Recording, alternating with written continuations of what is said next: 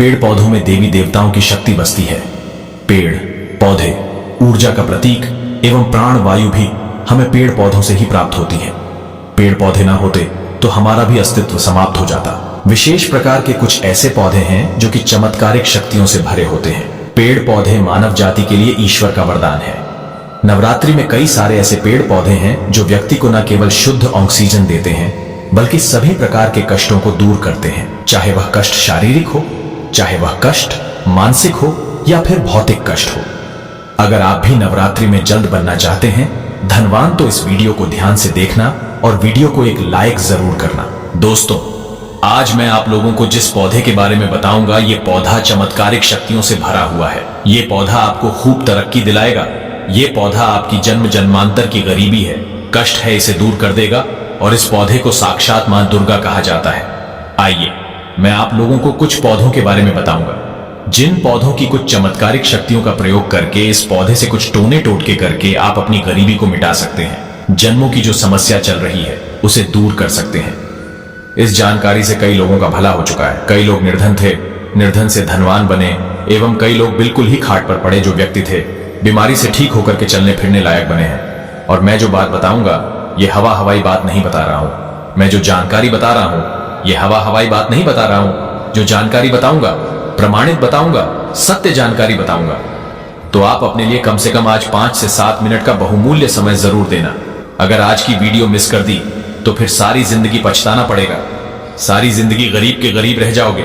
ये छोटी सी जानकारी आपके बंद किस्मत के ताले खोल देगी, आपको धनवान बना देगी। अगर आपको भौतिक सुख चाहिए, शारीरिक सुख चाहिए तो इस वीडियो को ध्यान से देखना। और हाँ, वीडियो में आगे बढ़ने से पहले, इस पेड़ पौधे की जानकारी बताने से पहले कमेंट बॉक्स में अभी तक जय माता दी नहीं लिखे हैं तो जय माता दी लिख देना और माता वैष्णो के लिए एक लाइक जरूर करना। तो चलिए इस वीडियो में मैं आप लोगों को कुछ माता रानी को चढ़ाए जाने वाले भोग के बारे में बता देता हूं, फिर मैं आप लोगों को उस पेड़ पौधे के बारे में बताऊंगा। तो आइए इस वीडियो में जानते हैं माता रानी को 9 दिनों में कौन कौन सा भोग लगाने से क्या फल की प्राप्ति होती है। अगर वीडियो स्किप करके जाते हैं तो इसमें आपको ही नुकसान होने वाला है। कोई भी जानकारी व्यर्थ नहीं जाती, अभी नहीं तो बाद में चल करके काम आती है। जानकारी हमेशा फायदेमंद ही साबित होती है, यूजफुल साबित होती है। धर्मशास्त्र कहते हैं कि गाय का घी अगर माता नौ दुर्गा को भोग के स्वरूप लगाया जाए तो इससे आरोग्य की प्राप्ति होती है। लंबे समय से जो लोग बीमार पड़े हैं ऐसे व्यक्ति ठीक हो जाते हैं। दोस्तों, शक्कर का भोग लगाने से चिर आयु का वरदान मिलता है। अर्थात अगर आप लंबे समय तक जीना चाहते हैं, स्वस्थ रह करके, तो माता रानी को नवरात्रि के समय में शक्कर का भोग जरूर लगाना। माता रानी को दूध का भोग लगाने से ऐश्वर्य की प्राप्ति होती है, ऐश्वर्य में वृद्धि होती है। माता रानी को मालपुआ का निवेद्य अर्पण करने से, मालपुआ चढ़ाने से हमारा मनोबल बढ़ता है। दोस्तों, केले का भोग लगाने से बुद्धि का विकास होता है। जिनके पढ़ने लिखने में जो छोटे बच्चे हैं एकदम कमजोर है, उन्हें केले का भोग माता रानी को चढ़ाने के लिए बोले, उनकी बुद्धि तीव्र हो जाएगी। जो लोग शहद का भोग लगाते हैं नवरात्रि में माता रानी को, उन्हें सौंदर्य की प्राप्ति होती है। माता रानी को नवरात्रि में गुड़ से निर्मित कुछ भी पदार्थ हो या फिर गुड़ का भोग लगाते हैं तो शोक से मुक्ति मिलती है। और नारियल का भोग लगाने से सभी प्रकार की इच्छा की पूर्ति होती है एवं हलवा पूरी और खीर का भोग लगाने से सुख शांति मिलती है। दोस्तों, आइए इस वीडियो में अब जानते हैं कौन से ऐसे 3 पौधे हैं जिन पौधों से हम अपनी जन्मों की गरीबी, जन्मों से चली आ रही परेशानी है, कष्ट है, उसे मिटा पाए। तो पहले नंबर पे जो पौधा आता है मित्रों, वो है मोगरा का पौधा, जिसे हम जैस्मीन के नाम से जानते हैं। तो इस पौधे के पुष्प को ध्यान से सुनना।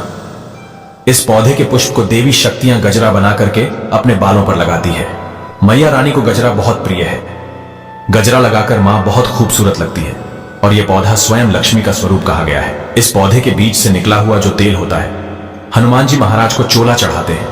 जो चमेली का तेल होता है, हनुमान जी महाराज को चोला चढ़ाते हैं। तो आज इसके कुछ प्रयोग बताना चाहूंगा। इस पौधे की मिट्टी पर लाल सिंदूर नवरात्रि के समय में दबा देने से सर पर कर्जे का भार पड़ा हुआ है वह उतर जाता है।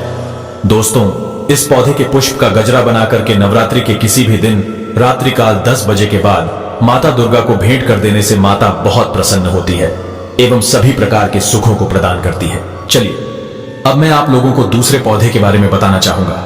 जो दूसरा पौधा है वह है सफेद कनेर। जी हाँ, जो सफेद कनेर है ये मां दुर्गा को बहुत जल्दी प्रसन्न करने का सबसे अच्छा सरल उपाय है। जी हाँ, सफेद कनेर से मां दुर्गा जितना जल्दी प्रसन्न होती है उतना प्रसन्न तो भोग एवं पदार्थों को चढ़ाने से नहीं होती। इसका एक पुष्प अगर नवरात्रि के समय में मां दुर्गा को चढ़ा देते हैं तो 1000 यज्ञों के बराबर फल की प्राप्ति होती है। विशेष मनोकामनाओं के लिए 21, 51, 108 या 1000 की संख्या में इसके पुष्प चढ़ाए जाते हैं। फिर इसकी माला बनाकर के माता को भेंट की जाती है तो सभी प्रकार की मनोकामनाओं की पूर्ति होती है। दोस्तों, कुछ महीनों के भीतर में जो आपकी मनोकामना आपने सोच करके रखी है, माता रानी को ये पुष्प चढ़ाने के बाद वह मनोकामना पूर्ण हो जाती है। अगर आपने 1000 की संख्या में चढ़ा दिए तो वह मनोकामना नवरात्रि के बाद तत्काल पूर्ण हो जाती है। अब मैं इसके कुछ उदाहरण भी बता दूं तो इस उपाय से कोलकाता की सोनम बहन को गुणवान पुत्रों की प्राप्ति हुई थी। सोनम बहन हमारे साथ जुड़ी हुई है, उनके पति को सरकारी नौकरी लगी है और वहीं महाराष्ट्र के किशन भाई को पैसों से भरा हुआ बैग मिला था, पैसों से भरा हुआ थैली मिली थी एवं उनकी जो मां थी काफी लंबे समय से बीमार पड़ी थी, उनकी बीमारी भी ठीक हो गई थी। दोस्तों चलिए अब मैं आप लोगों को तीसरे पौधे के बारे में बताना चाहूंगा। अभी तक कमेंट बॉक्स में जय माता दी नहीं लिखा है तो जय माता दी जरूर लिख देना।